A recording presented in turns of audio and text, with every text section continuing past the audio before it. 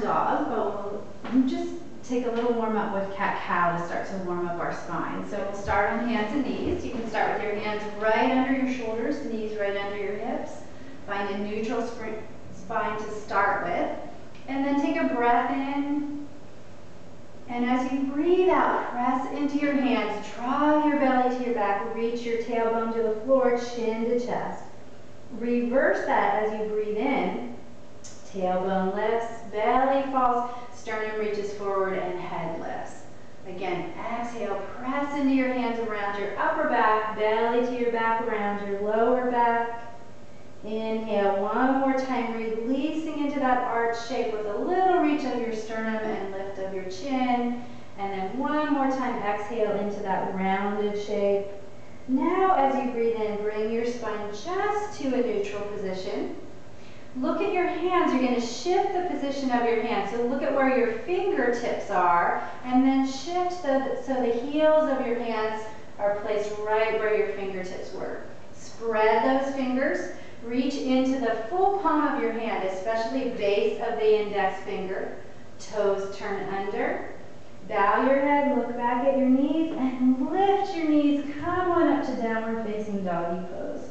Keep your knees bent for a moment, and then reach through one heel and then the other heel. So starting to open up the backs of your legs.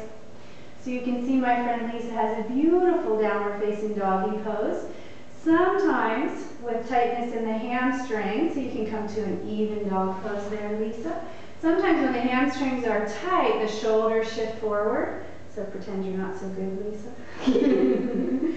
Great. So bend your knees then, and reach way back and up with your sitting bones. Yeah, beautiful. See that nice long spine? That's what we're looking for. Another thing that tends to happen when hamstrings are tight is the back might round here.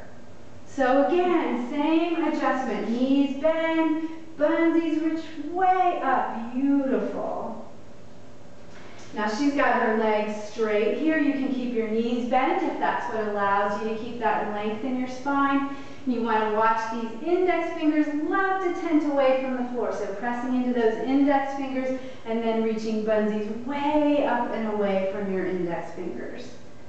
So downward facing dog, it's a standing pose, right? Your legs are supporting you. It's also an arm balancing pose. Arms are supporting you.